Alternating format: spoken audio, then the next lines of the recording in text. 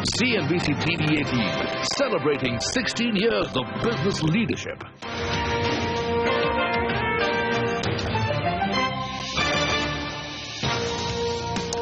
Welcome back. You're watching Taking Stock, and what stood out during last week was that mid-cap outperformance is coming back, and that's been the story all through the year, that the Nifty will not do much, but the mid-caps will outperform. You really need to get down to individual stocks to make money in this market. So we're going to help you with that.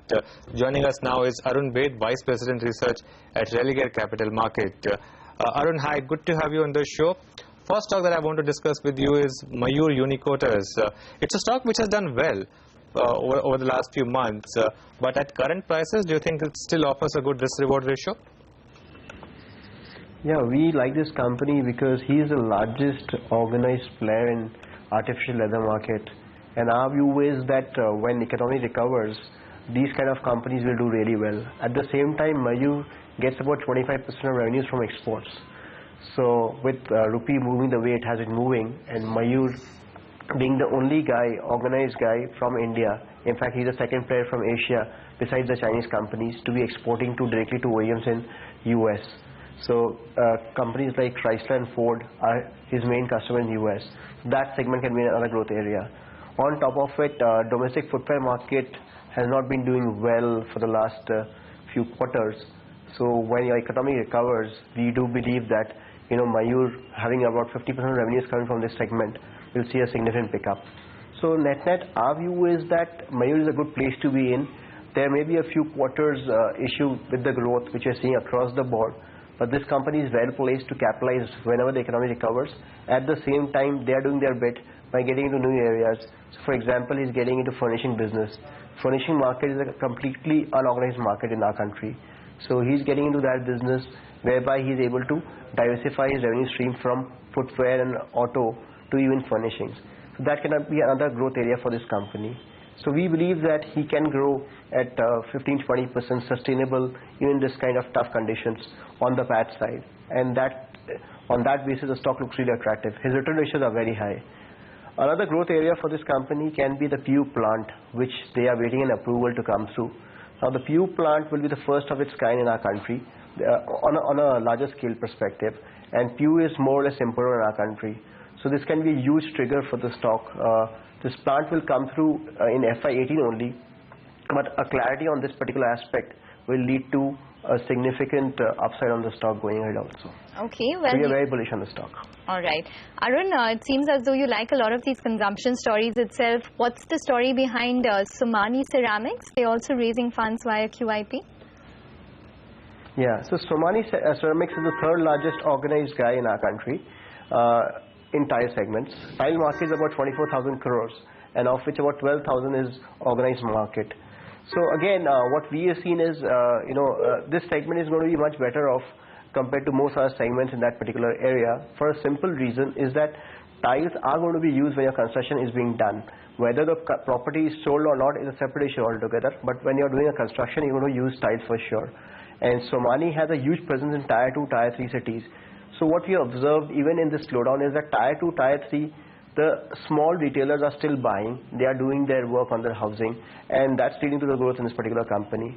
Another growth area which can happen for across the tile market is, basically your refurbishment of houses. So that is a big potential area in our country, and I do believe that that will pick up over a period of time. So that will also help the company going ahead. Exports have been doing well for the entire industry in case of tiles, not just for Somani, but generally for the industry. And that's been a growth avenue for this industry. Another thing which Somani is doing is he's got into sanitary market.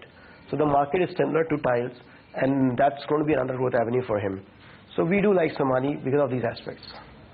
Okay, that's on Somani Ceramics. Arun, what about the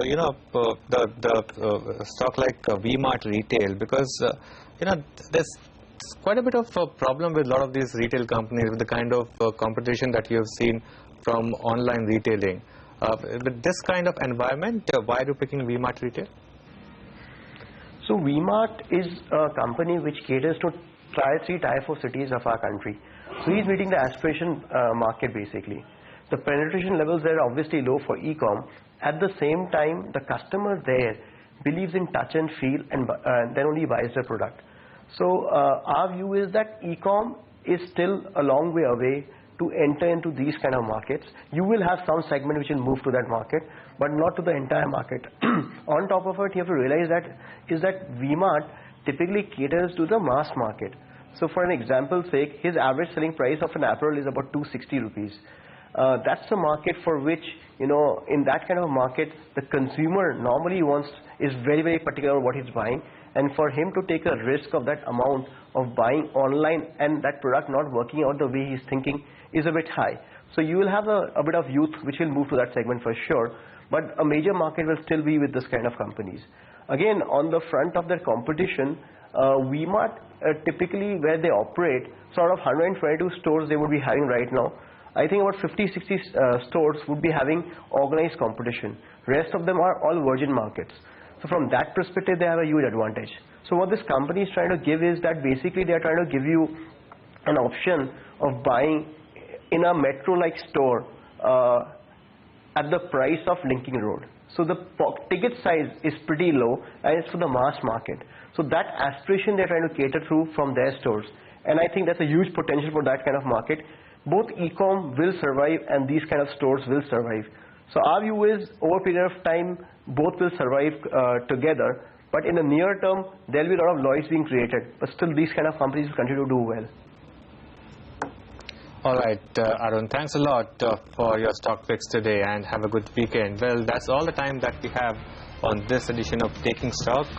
Enjoy your weekend and we'll be back Monday morning with the markets.